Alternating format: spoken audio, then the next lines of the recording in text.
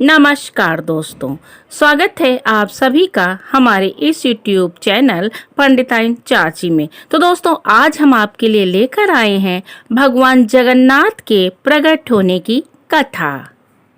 दोस्तों, जैसा कि हम सभी जानते हैं कि हर साल उड़ीसा के पूर्वी तट पर स्थित देवनगरी जगन्नाथपुरी में भव्य रथ यात्रा का उत्सव बड़े ही पारंपरिक तरीके से होता है। इस अवसर पर भगवान श्री जगन्नाथ जी, बलदेव जी, बहन सुभद्रा जी को मंदिर से बाहर लाने के बाद सभी को अपने विशाल रथ पर बिठाया जाता है। रथ पर भगवान को बिठाने के बाद भक्त इन रथों को खींचकर गुंडिचा मंदिर ले आते हैं, जहां श्री जगन्नाथ जी, श्री बलदेव जी और सुभद्रा जी एक हफ्ते तक विश्राम कर वापस श्री जगन्नाथ मंदिर लौट आते हैं। इस रथ यात्रा का बहुत ही अच्छा उद्देश्य यह है कि वे भक्त जो साल भर मंदिर में प्रवेश नहीं कर पाते हैं, उन्हें भगवान के दर्शन प्राप्त हो जाते हैं। ये तो सर्वविदित कारण है, लेकिन इसका गूढ़ रहस्य श्री चैतन्य महाप्रभु जी ने बताया है कि श्री जगन्नाथ मंदिर द्वारिका और गुंडीचा मंदिर वृंदावन के प्रतीक रूप माना जाता है। अब हम प्रारंभ करते हैं जगन्नाथ स्वामी की कथा। पुरुषोत्तम एवं स्कंद पुराण महात्म्य में बताया गया है कि प्राचीन काल में एक नगरी थी अवंती, जिसमें इंद्रधुम्न नाम के राजा बड़े ही सत्य और न्यायपूर्वक राज्य किया करते थे, जिनकी पत्नी थी महारानी गुंडीचा। कोई संतान नहीं होने के कारण वो काफी दुखी रहती थी, पर फिर भी उन्होंने इसे भगवान की कृपा मानी। लेकिन रानी के हृदय में भगवान के साक्षात दर्शन करने की प्रबल इच्छा जागृत हुई। अपने राज्य में आने वाले सभी तीर्थयात्रियों के लिए महल में अतिथि गृह बनवाया गया और उनके आदर सत्कार के दौरान ही रानी और राजा को श्री विग्रह नीलमाघव के बारे में पता चला कि उनके दर्शन मात्र से ही इस संसार से मुक्ति और मोक्ष की प्राप्ति हो जाती है। और दोस्तों, यह सुनकर रानी गुंडीचा के मन में नीलमाघव के दर्शन की इच्छा तीव्र हो उठी। तुरंत ही राजा इंद्रधुम्न के कुल पुरोहित के ज्ञानवान पुत्र विद्यापति एवं राज्य के अन्य कर्मचारियों और सेनापतियों को अलग अलग दिशा में जाकर विग्रह नीलमाघव को ढूंढने का आदेश दे दिया गया और 3 महीनों के पश्चात उनको लौट आने को कहा गया। 3 महीनों के बाद विद्यापति के अलावा सभी कर्मचारी और सेनापति असफल और खाली हाथ लौट आए। दोस्तों, विद्यापति नीलमाघव जी के श्री विग्रह को ढूंढते हुए लगातार यात्रा कर रहा था। उसी दौरान एक समृद्धशाली गांव पहुंचा। वहां गांव प्रधान विश्वांशु के यहाँ अतिथि बनकर ठहर गया। इसी दौरान प्रधान पुत्री ललिता और विद्यापति में प्रेम हुआ। विद्यापति ने ललिता से विवाह कर लिया। विद्यापति कई दिनों से लगातार देख रहा था कि विश्वांशु हर दिन जब भी बाहर जाते हैं तो उनके पास एक तरह की अद्भुत सुगंध आती है। विद्यापति ने इस बारे में कई बार अपनी पत्नी ललिता से पूछा, लेकिन ललिता बार बार ये कहकर टालती रही कि पिताजी ने यह रहस्य किसी से भी नहीं बताने के लिए कहा है। तभी विद्यापति चालाकी करते हुए बोला कि पति पत्नी को आपस में कोई चीज नहीं छुपानी चाहिए। तब ललिता ने बताया कि उनके पिता नीलमाघव के श्री विग्रह की पूजा करने जाते हैं। तभी विद्यापति ने भी नीलमाघव जी के दर्शन करने की इच्छा व्यक्त कर दी। तब ललिता ने अपने पिता विश्वांशु से अपने पति विद्यापति को साथ ले जाने की प्रार्थना की एवं न जाने पर आत्मदाह की बात कही। जहां विश्वांशु को चिंता थी कि कहीं अनाधिकृत व्यक्ति को वहां ले जाने पर नीलमाघव अंतर्ध्यान हो गए तो मैं खुद को कैसे क्षमा कर पाऊंगा। एक तरफ पुत्री के मोह में फंसा पिता और दूसरी ओर अपने भगवान से विरह की आशंका। परंतु फिर भी उसने ललिता की बात मानकर कहा कि मैं विद्यापति को ले जाऊंगा, परंतु मेरी एक शर्त है, मैं उसकी आंखों पर पट्टी बांधकर ले जाऊंगा और दर्शन के बाद फिर पट्टी बांध कर ले आऊंगा ताकि उसे रास्ते का पता ना चले। और दोस्तों, उसके बाद जब विद्यापति को ये बात पता चली तो उसने एक योजना बना ली और बैलगाड़ी पर बैठते समय उसने सरसों की पोटली रख ली। अब रास्ते भर वो पोटली से एक एक दाना गिराता रहा, जिससे वो छोटे छोटे दाने पौधे बन जाएंगे और वो उसको रास्ते का ज्ञान हो जाएगा और वो जा पाएगा। मंदिर पहुंचते ही उसकी पट्टी खोल दी और सामने विद्यापति को नीलमाघव के दर्शन हुए। नीलमाघव शंख, चक्र, गदा और पद्म धारण कर विराजमान थे। अब नीलमाघव के दर्शन कर विद्यापति पूरी तरह से संतुष्ट हो गए।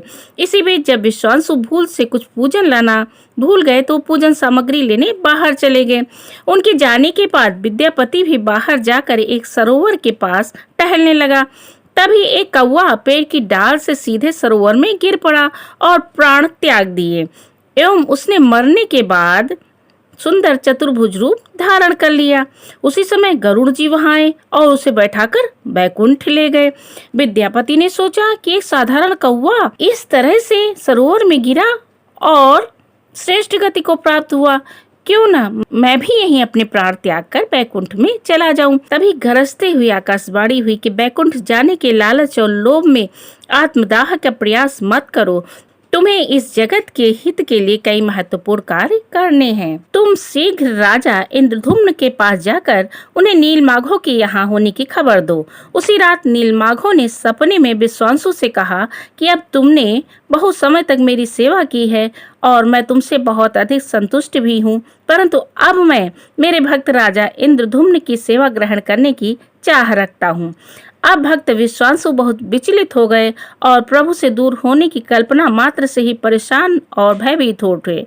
इधर जब विद्यापति ने अवंती नगर जाने की सूचना दी तो विश्वांसु ने विद्यापति को एक कमरे में ही बंद कर दिया, परंतु पुत्री के समझाने पर विद्यापति को मुक्त कर उन्हें अवंती की ओर प्रस्थान करने और महाराज को सूचित करने की आज्ञा दे दी।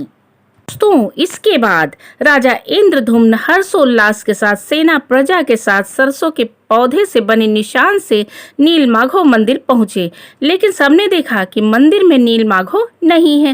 राजा ने सोचा कि विश्वांसु ने उन्हें गांव में कहीं छिपा दिया होगा।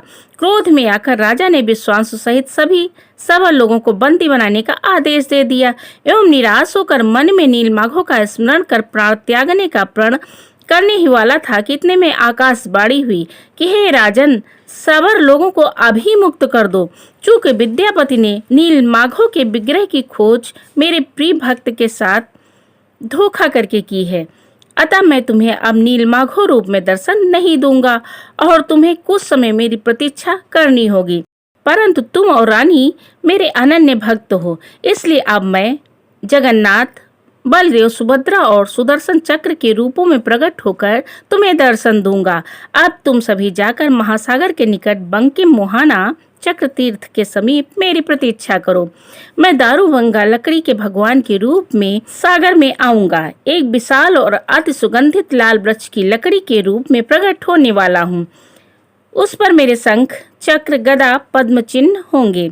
उस दारू ब्रह्म को निकालकर तुम उसे 4 तरह के विग्रह बनवाकर मंदिर में स्थापित कर देना तथा उसकी पूजा अर्चना करना। और दोस्तों, फिर राजा ने विग्रहों के स्थापना हेतु भव्य मंदिर का निर्माण करवाया। समुद्र में लाल वृक्ष का तना देखते ही उसके सैनिक व हाथियों की सहायता से बाहर निकालने का प्रयास करवाया, लेकिन उनसे तना बाहर न निकला। फिर राजा ने प्रजा से भी सैनिकों की मदद करने का आग्रह किया तथा रानी के साथ खुद भी कोशिश करने लगे। तभी बहुत ही गरजते हुए आकाशवाणी हुई कि मेरे पुराने सेवक विश्वांसु, ललिता और विद्यापति को बुलाकर उनसे कहो कि मुझे स्वर्ण रथ में ले जाएं। उसके बाद विश्वांसु, ललिता और विद्यापति ने सहजता और विनम्रता से उन्हें बाहर निकालकर एक स्वर्ण रथ पर रख दिया।